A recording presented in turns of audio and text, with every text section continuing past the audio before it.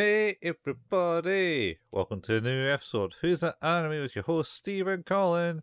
We're here. We're doing it. We're talking about Golgo 13? Gol Yep. Gol Golgo 13, the professional. Golgo 13, the professional starer. He wins all the staring contests. He does do a lot of staring and a lot of I guess weirdly detached lovemaking. Oh, while staring. Okay, I didn't think we'd get an episode title so soon, but Weirdly detached lovemaking? yeah, it's absolutely going to be that. Alright. Fair enough. Classic. Yeah. We finished Gantz, which was last week. Holy shit, we did finish Gantz. That was a lot of staring as well. That, This has been that was. the season of staring, man. And, unnecessary nudity. And unnecessary nudity, yes. Unnecessary nudity and staring. That's the festive spirit right there. Yeah, if ever there was one, Yeah. that was it. Yeah. 100%. So, do you have any history with this movie, Colin? I watched it. Ooh, I don't know. I think I was still at uni, so 20 years ago. Okay. That's how old Okay. I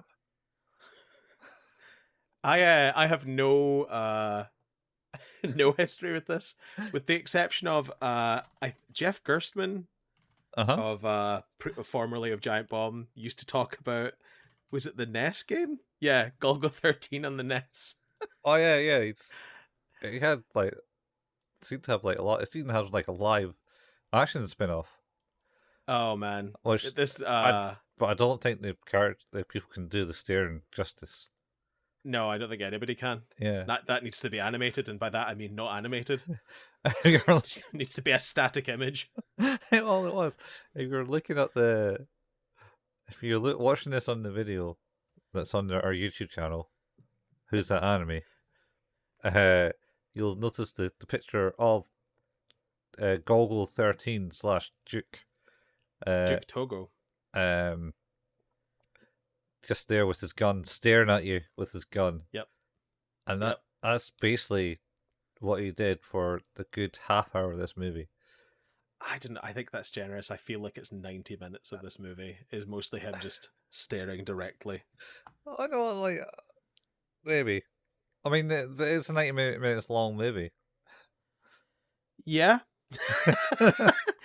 I guess he's not staring in the scenes he's not in. And then he has speaking bits. He does, and those are torture. Yeah. I might be leading the witness a little bit here, Colin, but I did not enjoy this movie. Did you not enjoy this movie? No, I did not. Why did we watch it? I read a lot about people's experiences with this movie, because I think this is one of those ones, particularly if you were a fan of anime and manga in the 80s, this would have been a huge deal. And I think that there are things that are very cool about this movie. There's a lot of really interesting cinematography, a lot of reflection shots, a lot of different angles and pans and things like that. It actually it's really well shot. I think it's well realized, but I think the story's dog shit and the character's boring. Yeah, it's to be honest, it feels like one of those old action movies, like Steve McQueen type action, like Bullet and stuff. It was a little bit. Was it Bullet I was watching the other night? It was on TV, so I ended up watching it, and it was like, huh, all right. And then it had the car chase at the end, and it was not much really happened in this movie, and it was they end up passing the same beetle 5 times in the car chase in Bullet. And it's look, that's the same beetle. And then turns around the corner. Oh, the beetle's now overtaken them. Turns around another corner. There's the beetle again. Yeah. It's just, I think somebody, I can't remember where I saw it, whether it was in a YouTube commentary or something like that, but somebody said it's this is a movie full of really cool ideas and interesting things, but it's not a good movie. And I think that's where I land on this. I think there's a lot to stylistically, and it is very like for 1983, really impressive. Oh wow! Um, a Especially fact I was gonna say, are we gonna talk about the helicopters? the helicopters at the end. It is the first ever use of CGI in an animated movie. Was it actually the first? Because it was like I believe so. Jesus, what? That's CGI, and it doesn't look awful. Uh, so It looks dated, but it didn't look yes, awful. It's not like first use of CGI in anime. yeah, it's not. It didn't. It's not like it like Tron kind of like esque like line drawn type things, but it was like proper shaded polygons. I wouldn't say polygons, but it's probably not polygons on it. Yeah. Vector kind of graphics and the windows and stuff on the building because the tower got animated. Oh well. Somebody in a Reddit thread said that they reused this for the Spider-Man the Animated Series introduction in the 90s, and I was like, I don't know whether that's you being like, coy or just like that's like, are you serious? Did they reuse some of this CGI for that? It's like there is that weird helicopter bit, but I thought that was hand drawn. Never mind. Yeah, yeah, But then it was like, no, wait, it wasn't hand drawn. It was CGI. yeah. Yeah, the 90s Spider-Man has got some weird CGI in it. Yeah. So Yeah. I don't know. Seems like it's just a weird offhand joke. Maybe there's some truth to it. Who knows? But yeah, the movie's from 1983, and obviously it's based on like from what I can see, like a relatively long running manga series, Mm-hmm. that was very popular. In fact, it seems like at one point it had a Guinness World Record for the highest number of volumes for a manga series. Oh wow, is that been overtaken now by probably One Piece? I don't know. Well, oh, holy shit! It's 214 volumes. That is a lot. How many is in One Piece?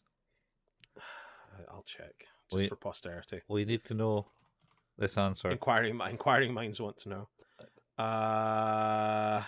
Because there's over 1,000 episodes of One Piece. There are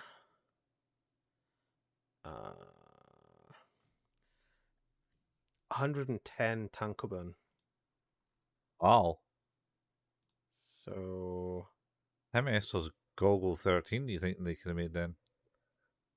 too many? Too many. Yeah. It has like over 100 more volumes than One Piece. Wow.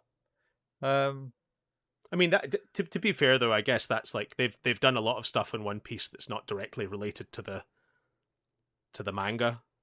Yeah, they had filler bits in it and stuff. And with Golgo 13, I don't know that the anime series itself lasted, because there was like a series and there was a movie, and as you said, there was like a live action as well, and yeah, there's lots of stuff out there. Couple of games. yeah, seems something for sure, something. It is a thing. So I watched most of this in double the speed. I feel like you haven't missed anything. Yeah, I felt like I haven't missed anything either. Because I mean, what I watched is a good half hour, and it was a bit, and it's the bit where he got up to where his informer got his throat slashed, and he finds him, and he's just like starts spinning around in his like spinny chair, and he's like woo woo woo woo woo, and it's like what the fuck. Well, I think the thing is, I could probably like summarize the plot's entirety in a few sentences. Man stares at things. People die. He goes on a rampage to kill people. The end. Yeah. Well, the movie starts off with him. He's been contracted to, because Golgo 13 is a contract killer. Mm-hmm. He has been contracted to kill the son of Dawson Enterprises. Yeah, which is like some big oil company. Yeah. Interestingly, the person he's hired to kill is called Robert Dawson. I know a Robert Dawson, so that made me laugh. And of course, like I say, there's a lot of cool stuff in this. There's a lot of reflection within the water. I actually think like he does this from the building. He shoots the shot, killing the son during this kind of handing over of power ceremony that's going on On a boat, right? on a boat. Yeah, Yeah, yeah. yeah. And he falls into the water, and we get this like reflection shot as he hits the water and goes through the surface tension, and it looks amazing. Like they've done really cool stuff, and I thought as a start I was like, actually that's really really really interesting, and then it went downhill from there. So yeah. So does that, and then he's having sex with some woman, just staring at her. well Vaguely. he's there while it's happening. Yeah. It's just happening. It's just happening to him. Yeah. He seems okay. Like I'm assuming like we're all good here. Actually, I should probably give like a vague warning. There's like a lot of like weirdly gross nudity and kind of a little bit of sexual assault. 100% sexual assault. So if that's not your speed, like Yeah. totally understand. Like you should maybe check out something else that we do, something a little bit more lighthearted. But there's like this is very much time and place type thing. Like this seems like very oriented at that period of anime. 70s, yeah. So, yeah, like I mean, I think the actual anime series is from the 70s, like early 70s. Yeah. And obviously the manga existed before that, so there's a lot of like dated views in it, like even to an extent, like in the later 80s when Akira came out, there's definitely some stuff in that feels a little close to that, not in the same vein, but it hits a little not sure if that feels like that plays now, but yeah, I suppose there is a bit of that. Well, especially not a lot. Like it's mostly just like ripping that woman's top off for no good reason. Yeah, well, because it's a gang, and it was like, that's the other gang's girl. I struggle a lot with that stuff because like I it's that kind of thing of like I appreciate that kind of speaks to the culture and like the danger and the reality. But at the same time, I don't know if I want to watch that. And then I don't think it's like speaking to any like it's not authentic because it's like that and they're doing it for a certain reason. It's like, no, I think they're doing it to be authentic to the characters or authentic to the scenario. And here, like, it feels very much like just trying to set the character of like kind of a guy who just goes through life through the motions and does what he thinks he needs at the time, and everyone seems to love him. Particularly women. Yeah, all the women love him. Whatever reason. Anyway, for some reason. So that and he does then he gets the intro, and it's all kind of jazz kind of intro. Yeah. Definitely strong Cowboy Bebop vibes. And does the Dallas split. Yep. Where he's like zooms in on him too. So it's like he's there, he's in the crowd, and then it splits another bit, he's a bit closer to him, and then splits another bit and it's closer, and then splits to another one and it's like right in his face. Yeah. And it's like, okay, that's the thing. And he's got his informant who can give him the tools and stuff. His informant who just walks in and sits down while he's having sex, and he's like, "Hey, here's the things. Anyway, I'll see myself out. Can you give me the money? Thanks for that. Yeah. Anyway, bye." Yeah. All right. Yeah, come on in. Yeah. So he gets hired for another job. He does a mafia job, is it? Yeah. Dr. Z. Kill Dr. Z. Yeah. So he gets hired for that. And he ends up deciding, this immediately goes to him then sleeping with the daughter of Dr. Z because, why not? Yeah, that's the only way to get in. But it's even though that she knows everything about him already, she's like, she's just doing it. Hi Duke, welcome, come here, let's do it. Come on, hi Golgo 13, the professional. Yeah, please come into my abode. Yeah. Not a euphemism. And then so he has that. And then I think she gets a phone call from her locker saying, "No, father, no, it can't be, no." All right. And then he leaves her at that point. But then and then he's riding the horse with her. Yep. And then she goes, "Ha, see ya."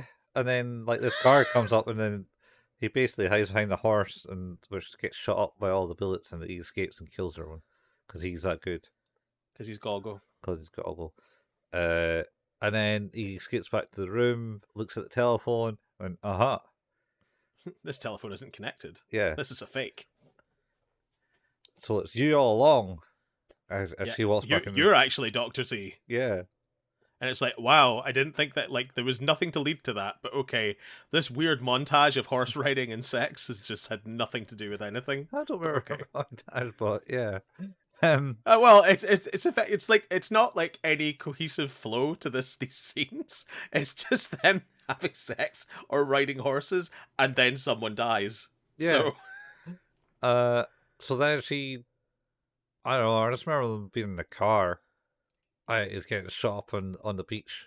I think he kills her. And that looks cool. Yeah, oh yeah. She rides a horse towards him and goes, Duke! Oh yeah. And then he like puts a bullet right between her eyes or something. Yeah. And then he gets in the car gets shot to pieces. The car's in the water, and it's this really cool scene again, like showing the reflection of the car as the waves are crashing, the bullets are smashing through, you can see the car reacting to all the shots. It's awesome. And then it blows up, and you're like, wow, it's gonna be tough for Duke Togo to get out of that one. It's like, oh no, he was just like not in the car anymore, and he's swimming away. He's just swimming away. Yeah, cool. Okay, all right, sweet. I think at this point, this is where his informant gets killed, and he just gets into that was the U.S. Special Forces that were after him at that point, I think. Oh yeah, because they had that wasn't the mafia crowd. He dealt with them. Yeah, and now like the CIA, FBI, and all the other acronyms and the Pentagon were all after him. Yeah, and it's like the guy had a sickle and some other random weapons to tackle. Yeah, and they like cut his back and like tried it, and he's having none of it. Yeah, he gets out of that. Yeah, finds guy spinning, and he goes, Duke, there's a bigger organization after you. So what you did. And it's because you killed that guy's son. Oh, he doesn't know that. No, I know. It's kind of obvious though.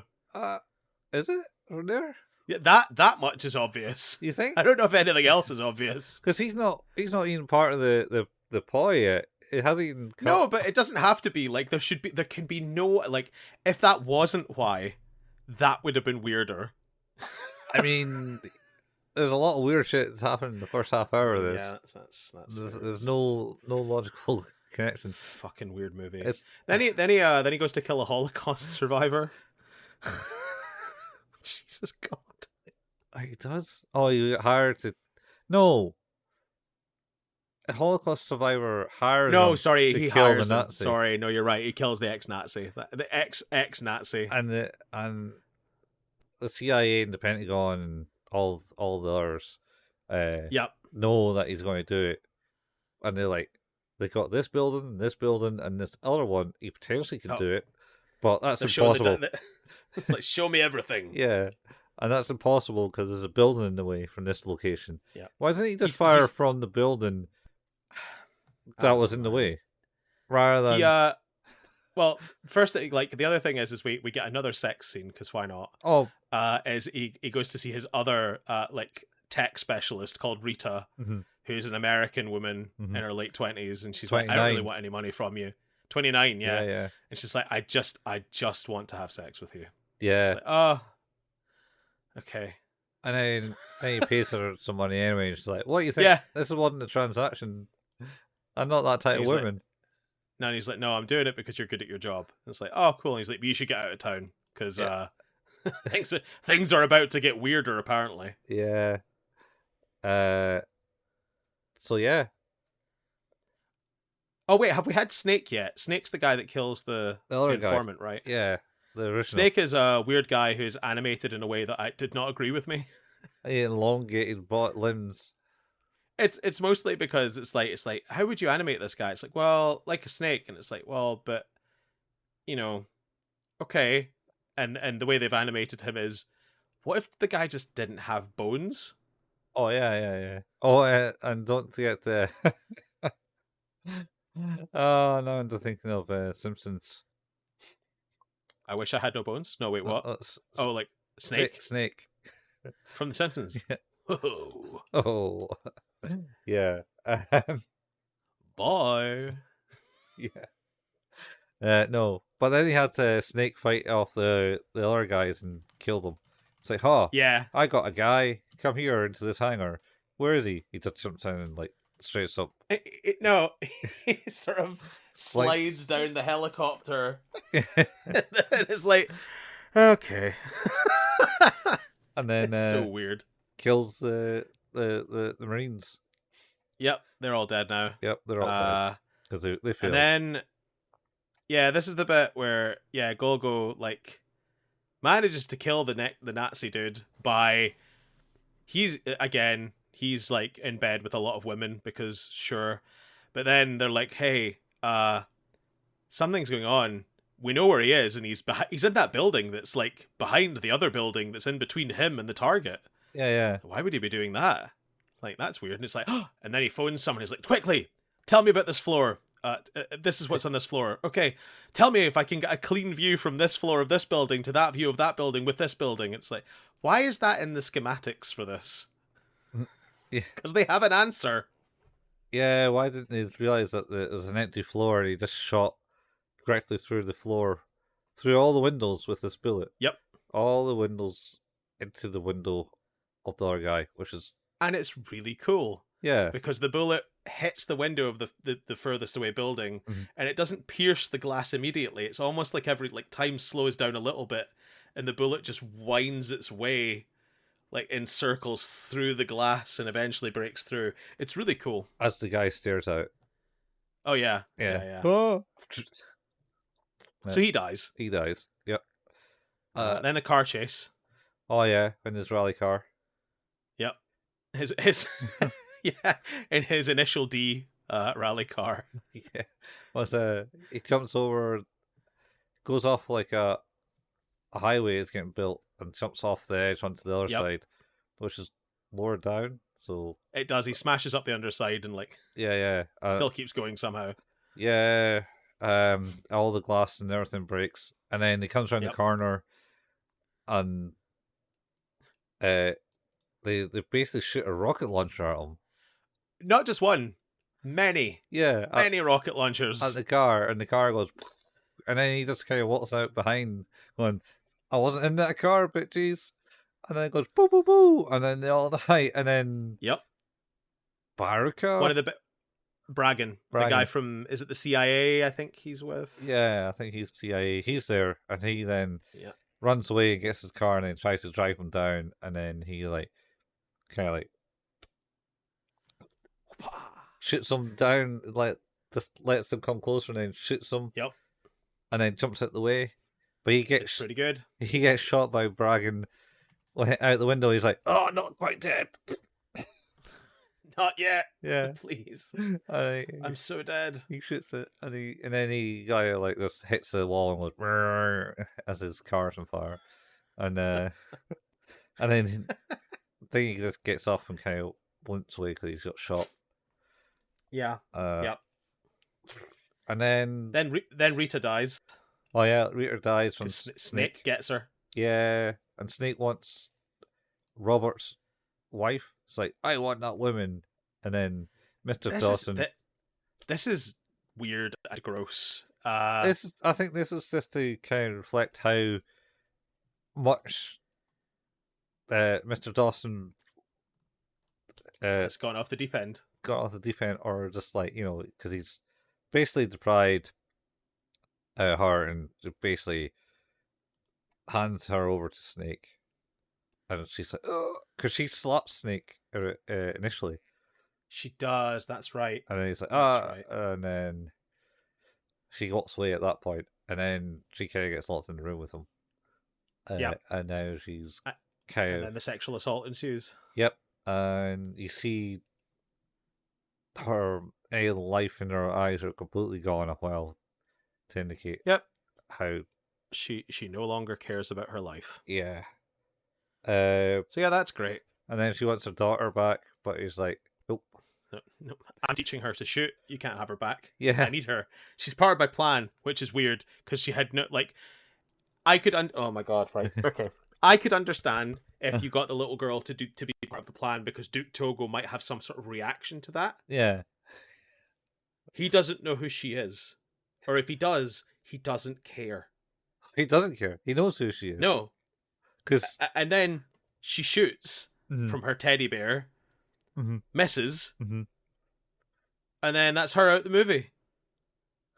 Oh, the butler gets shot.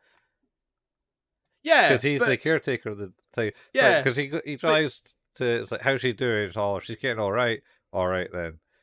He's coming in to California or someplace or that, or Florida. Oh, we should talk about the guy in the boat the guy in the boat in the Amazon. Oh, yes, the Pablo. Pablo. Yeah. That's his other informant. His other contact, and he's there, and he's on the boat, kind of resting up, and he needed to go to Florida to get mend his wounds and that, and he makes comment like, "I have never seen this guy scared," type thing. A man like that scared. Oh god, this is not good. Must be really bad. Yeah. Anyway. Yeah. So then he goes to Florida to get mended up.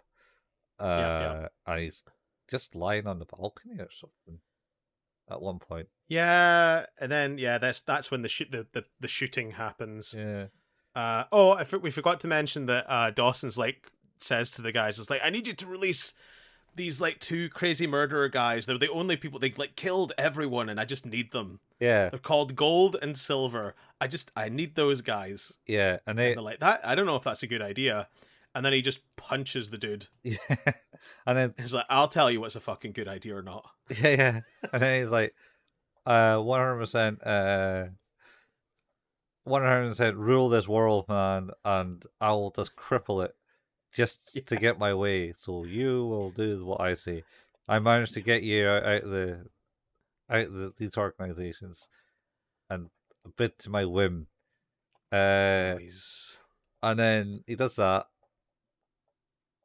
and they're like, "All right, okay." And that was Gold and Silver, who were like some secret CIA thing where they were like soldiers in the deep state or whatever, or like sent in to like do some sort of mission where they were the only two to survive, and they survived by nobody else being alive. Yeah, there was like there was like 40 hitmen or something got sent in, assassins got sent into this to kill 2,000 guerrillas. They killed their way out of the jungle. Yeah, they're dead now. It's like, oh, okay, so yeah, and no one else survived. Fair enough. No, but then they came a bit too murderous and rampaging, so they got locked away, and now they're not locked away. And then he meets up with Pablo again. Yep. And he was like, "I'm sorry, Duke," and he's like, "It's cool. This shit happens, man, all the time." Yeah, I know, but I'm sorry. Oh, by the way, it's the castle. You need to go to the castle. By the way, he also has my wife and kids. Yeah. That's fine. Okay. And Duke Togo does not care about this. No, he's indifferent to everything. So basically, Pablo has to bring a gun to try and kill him. And it's like, bang. And he's like, he's dead. Yep. I'm sorry. Bye, Pablo. Yeah, bye, Pablo. And he just lands in the water in this weird, like, it's basically like a scrap pile, like a scrap yard right next to the river. Yeah. Full of river water and just contaminating the entire river. That seems like ecological warfare right there. Seems like the 80s. Yeah, well, even less than that. Yeah, good point. Well, so then he goes to the castle, makes his way on up, and then this is the bit with the helicopters, isn't it? Yeah. So he gets up so far, and then he meets Snake, and then and he gets into a knife fight with Snake. Yeah, in the elevator. In the elevator, and he gets pretty beaten up, and then the helicopter. The origin of the Captain America scene from that Marvel movie. The best scene in that movie. Still love that scene. It's just loved the bit where it's like panned out, and you see him looking out the window. Yep. And then he gets into the lift, and that's the best scene. Not the lift fight scene. Don't care about that. That's just The entry into it. just the wee entry into it. It's like, wow, that's pretty cool. I love it. But Nice. the fight scene was pretty cool. But that's to Yeah. be expected. But Yeah. so this So one, we get a stabby knife fight in the elevator. yeah. Snake has like weird sharp string yo-yo things as well that he strings. Like a weird Cheese wire. weaponized yo-yo. Yeah, weaponized cheese wire yo-yo thing. Anyway, so they have a fight, and then they're both getting stabbed up pretty bad, and Yep. and then the helicopter's coming, and shoot, because it's a glass elevator on the outside of the building, and then they just shoot Snake Over and over and over Oh. and over. I think that's mainly down to Golgo just kind of prompting him off as a meat shield at that point. Like he kind of like pushes him out of the way and then kind of gets out of the way and he just like Yeah. Like he takes like 100 rounds. And he climbed all these stairs up this building. Yep. And then this elevator is going down the way. Because that's where snakes take on down. It's like, oh man. What a dick. And then I think he gets somewhere, and then they send the twins in, and twins come in, and one's got a silver mask, and the other one's got like a golden eye and a golden glove. And they kind of like people from Running Man, essentially. Yeah, a little bit Warriors, a little bit Running Man. Yeah. It's like Arnold Schwarzenegger Running Man movie. Yeah. With the spandex costumes. There's a lot of that. Anyway, so yeah, he's kind of in the fight with them. They're beating him up. Well, yeah, Gold like re-stabs one of his stab wounds. Oh, he did the pinch. He does the pinch. Yeah. In his. That was a lot. And then I can't remember how they actually stopped the fight. I know. Well, I know that he tries to stop him because it's happening, and he just kind of very slowly but efficiently smacks him in the head with the edge of his gun, with the butt of his gun, yeah, over and over and over on the back, and over, the back of his head. Yeah. Could have shot him in the head. And yeah, then he does shoot him. Yeah, because he's not quite there. He's just knocked unconscious, and then kind of comes back and he's like, "Oh." But I can't remember how he splits them up. Because he hits the guy, silver mask person. I think he gets that, somehow slices his mask, and he's kind of knocked out. That happens and reveals his horrifically burned and scarred face. Yeah, but that's after Gold is defeated. Yeah. But he's now in a rage. Yeah, his brother is dead, because they're twins, you see. Yes. So he's in a rage, and then he does get shot in the face. This scene is so fucking cool. No, he doesn't. No, he tries to Silver tries to rush him down, and Golgo goes, haha, grenade in the mouth. Oh yeah, that's right. It's grenade in the mouth time. It's really cool, and it's and it must be like an incendiary grenade because he's just there on fire going, and it's without a head. Just screaming. Well, his head actually falls away to the side somewhere. Yeah. We should have probably mentioned as well as actually there's a scene where Dawson releases the wife, his daughter-in-law, and she's like, you're spending a lot of time looking for Golgo 13. Yeah. But you know that he was hired to kill Robert, right? Why aren't you spending any time trying to deal with that? Yeah. And he's like, I don't really have time to talk about this. Yeah. Leave and never come back. Yeah. That's it. It's like, you've a changed man since his death. Or maybe this has always been your true colour. Is what she says. And yeah, she's right. She's like, why don't you look for the guy that's actually hired him to kill Robert? Doesn't want to hear it. No. Doesn't want to hear it. Because... Well, we'll get there. We'll get there because now, as we get to the top, and it's like the end of Streets of Rage 2 with Mr. X. Yeah. And it's Golgo 13 and Dawson in the penthouse. Should say at this point, he basically calls everyone off after gold and silver die. He goes, Yeah, "That's it, no more. It's fine. he's like, I fucked up here. You just stop. Let's do it." Like, Yeah, yeah. So yeah, we get to the top and it's just him. And he kind of does like a little speech, to Golgo about like, what's happened, and then decides, well, I need to get out of this, yeah, and just bails out the window. yeah, he does the not. It's basically Geese Howard, man. Just Yeah, Geese Howards himself out the window, throws himself through the window backwards, and falls the well, 64 floors or whatever it is. as he's falling, Mhm. this is where we get the big reveal, because you start to hear Robert Dawson's voice, Mhm. and what it is we get is like a reading of what is Suicide note. Robert Dawson's suicide note. Yeah. Which actually, like, I actually think, like, as a plot device, this is not terrible. Like, I think if you had drawn this out in a way, like, it's like the movie has a start and an end and no real middle. It gets its start and then it gets its conclusion.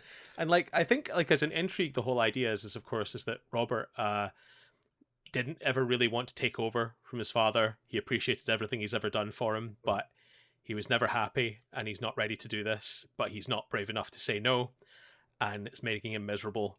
And he's also not brave enough to take his own life, so he's ordered Golgo 13 to do it for him. Yeah. So it turns out Robert had organized his own assassination because he was too cowardly to tell his dad that he didn't want to take over. Yeah. I mean, and I think that, like, it's nice. I think, like I say, as a story, I actually think that is a really interesting turn, but it's a really interesting turn that I would have liked to have led to, rather than, I don't know. It's sort of like the start of the movie is a slap with one hand, and the end of it's a slap with the other, and there was not much time in between. Yeah. Should also mention that Father Dawson doesn't actually die from falling. He Oh dies no, Golgo doesn't give him that. No. Yeah, Golgo does not let him do that. He gets a bullet in the head.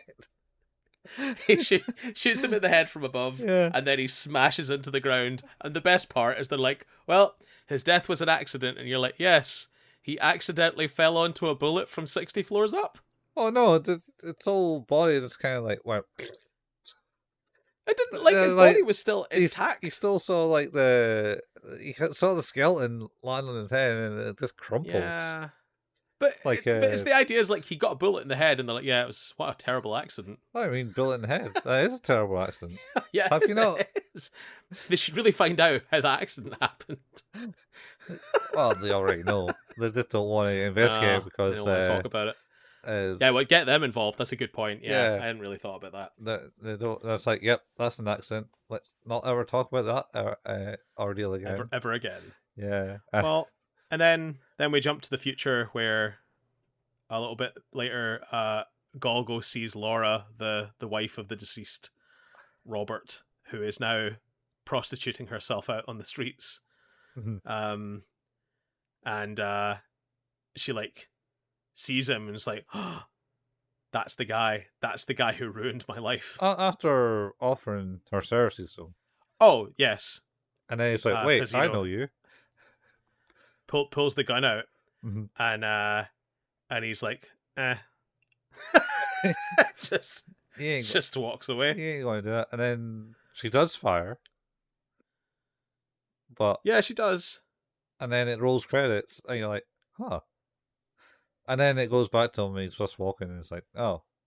Well, he does get shot. Like, he's got a bullet hole in his back. Oh, did he? I think so. I don't remember him getting a bullet. I think he just walks away. Does Golgo get shot at the end of Golgo 13? Yes, Golgo 13 is shot in the back and walks away into the night. Alright. That's just how much I paid attention to this movie. I mean, would it really matter if he gets shot or not? Let's be honest. I mean, it's kind of like serving for him in that sense, because it was all his fault that she the way she is now. Yeah, but it was also her husband's fault that it happened in the first place. Yeah, but she can't kill a dead man She can't take it twice. out. Or can you? Dragon Ball. Yeah, Dragon Ball just time. to mix metaphors. Yeah. But yeah, that's the end of the movie. That was the movie. Shit. I mean, to me, it seems it's a movie of its time. It falls to me. It's very similar to most kind movies of that kind of genre and of that time. Yeah, yeah. I I don't can remember. definitely draw a lot of parallels to some of the stuff I watched anime wise in the Oh no, 80s, like the hyper violence and the like overt sexuality and stuff like that. It was all sort of it was a place for the taboo to be a thing. It would yeah, seem. but not just that. I was thinking. Oh I was no, even thinking you're of right. live action Like, movies, like you yeah, said, yeah, mentioned you're again. right. Like I feel Bullet is kind of a similar vein. It didn't seem to have Yeah. much in it. If that's the one I did watch. Well, how do you rate it then, Colin?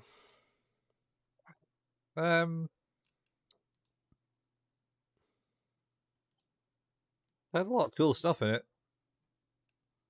Had like nice touches, but overall there's nothing really in it. Yeah. Like I say, the first half hour was just him staring like into the abyss. It's like no, it's like through everything. Sex scenes and Yeah. everything. No joy in his face whatsoever. Not one bit. Not one bit ever. I don't know. 6 or 5. I think. I'm gonna go with a 4. Yeah.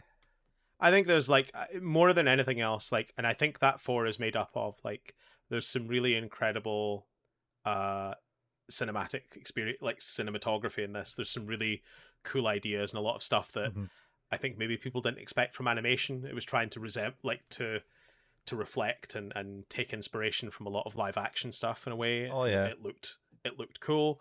I think the character is boring as anything. Like there's no they have it like I appreciate that a lot of these characters are just a cipher for a story. They're not really like some, and maybe they're granted there's probably a much bigger story for Duke Togo who has a past and all that, but you're jumping in here and they give you none of that. It's literally just a remorseless killing and fucking machine, and that's it. Yeah. So like there's no real characterization to speak of. As I said, I think the movie is bookmarked by a really intriguing start, a really intriguing ending, and other than that, it's just some really interesting cinematography and sort of action sequences. It's not a story. It feels like a series of vignettes that don't actually relate to each other more than anything. So it's a little bit disappointing. Mm-hmm. But I think again, like I don't have any reverence for this. I never watched it when I was younger. I haven't like this is the first time I'm coming to it. This is my first experience of Golgo at all. Yeah. So like I feel like you either it hasn't aged particularly well. So I think if you have like more experience of it from a time further back, maybe it's more easy to expect or accept what it has. You don't think it tastes well?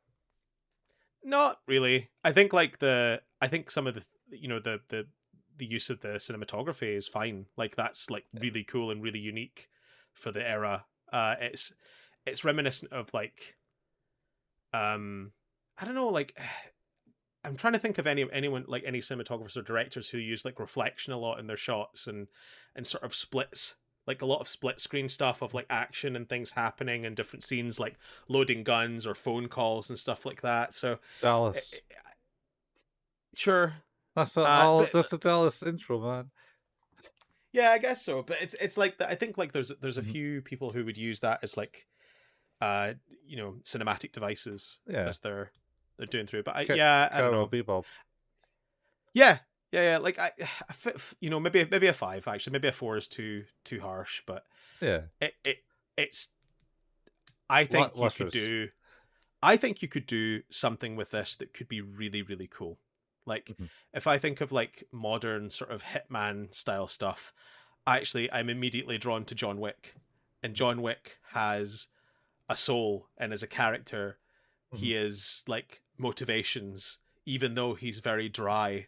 You know, there's not, he doesn't give much as a character, but I implicitly understand why he does what he does, how he's good at what he does, why he's in the situation he's in. They killed the dog and stole his car. Exactly. And then he went So, like, and killed everyone. And then they're like, wait, you can't be doing that anymore. but the thing is, it's what the dog represented. I mean, the dog, losing the dog was hard, but it was what the dog represented. Oh. That was what it was. What did it represent? Well, it was a gift from his dead wife that arrived after she died. Oh, was it? Was it so it was the last connection he had to his wife, with his dead wife.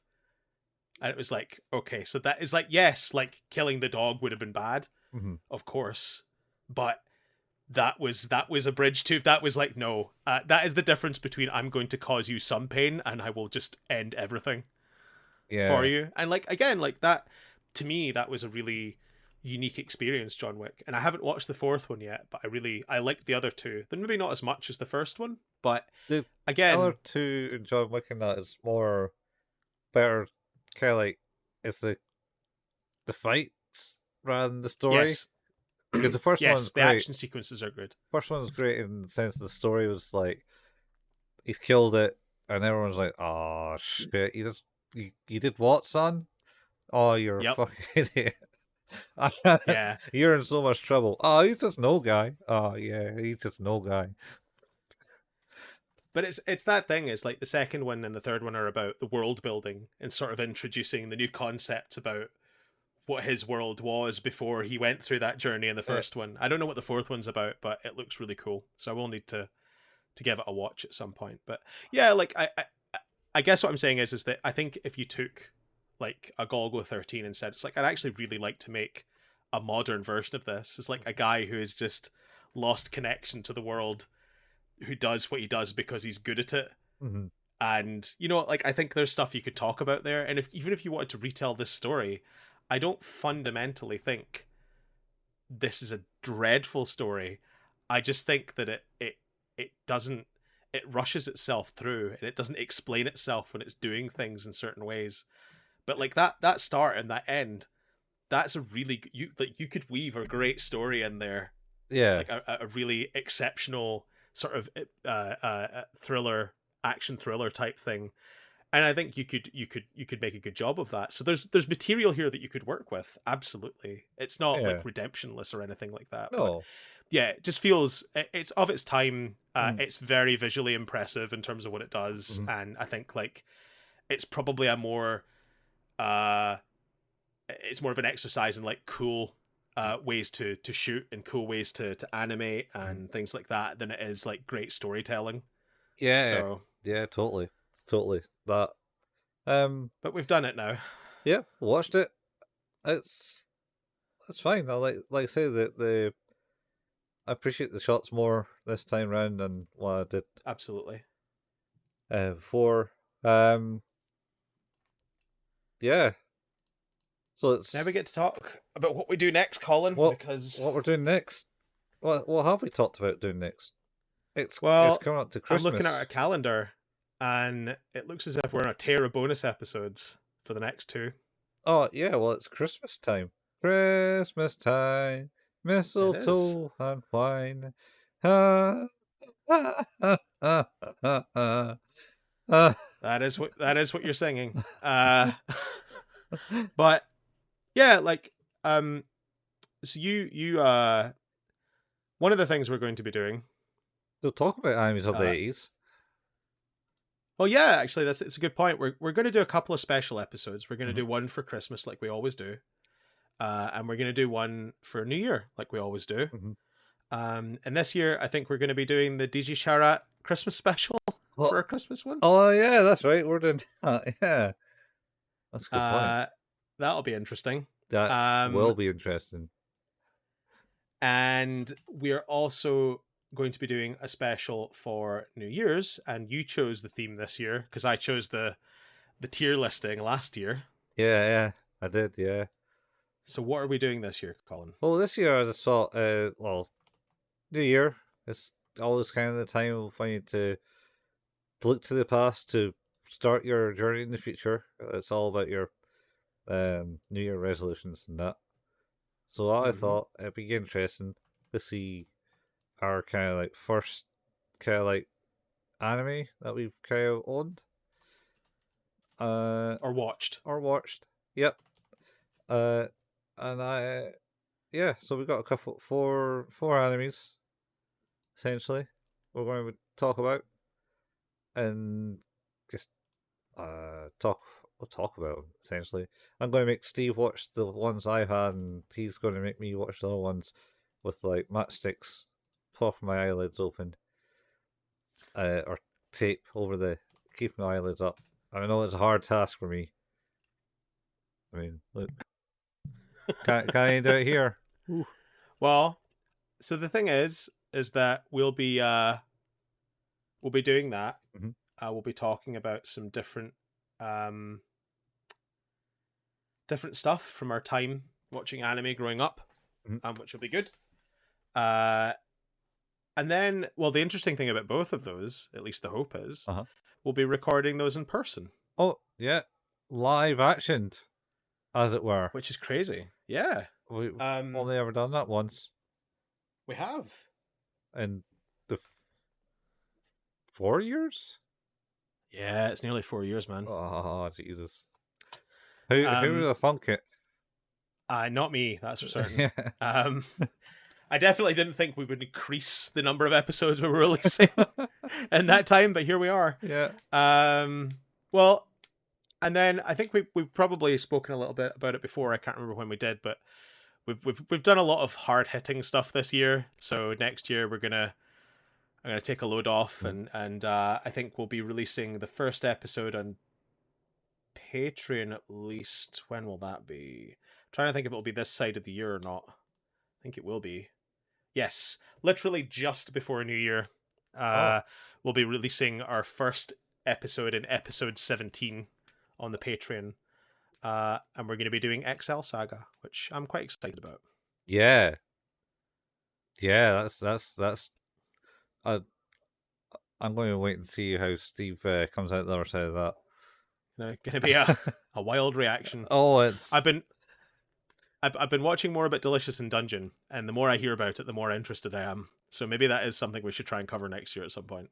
Yeah, all right, yeah. It seems light-hearted.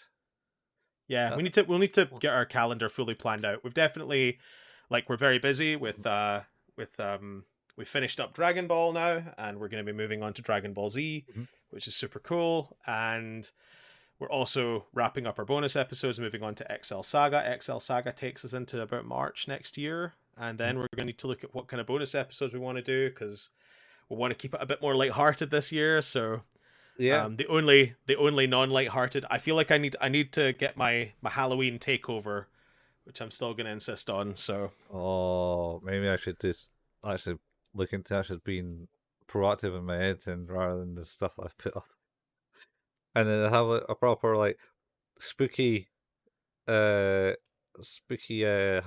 thing of, I don't know, maybe your face going inverted or something, and it go, yeah. Need to morph my face into that face of Izuzu from or whatever his name is, Pazuzu from The Exorcist. Yeah, or something, and then this goes, Steve's Halloween takeover. That'd be pretty cool. That would be pretty cool. I mean, I got 10 months essentially to do that, but will I do it in 10 months?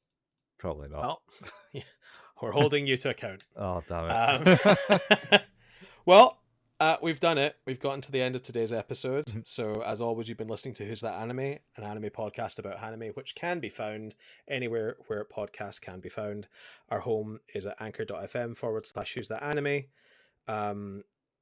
We very much appreciate everybody who listens. If you want to support us in any way, then telling a friend about the show is a really cool way to do that. Leaving a review if you can is also a really great way to do that. If you want to help us financially in some sort of way, you can support us on our Patreon, patreon.com/Who's That Anime. We have early access to both our podcasts, to Who's That Anime and to 5 Minute Fusion, which is a journey through all of Dragon Ball. We're currently just about to start Dragon Ball Z, so that's really awesome. But you get week early releases on all those episodes through the Patreon. We have a Facebook page, facebook.com/Who's That Anime, where we post all the latest episode releases and the occasional meme. We have a Discord channel you can join. There's a link to that in the show notes. We also have a YouTube channel where Colin painstakingly puts the video versions of these together. That's at youtube.com/@Who's That Anime. And also, you can get the RSS feeds for both Who's That Anime and 5 Minute Fusion. If you like to listen to your podcast on YouTube, that's the thing you can do in there too. We occasionally like to play some games. So we have Twitch channels, Colin at twitch.tv/couchfuel and myself at twitch.tv/hailpayman. You can find archives for all of the kind of recordings and live streams from those on YouTube as well by searching for @couchfuel or @hailpayman. And that's us. Yeah, that's us.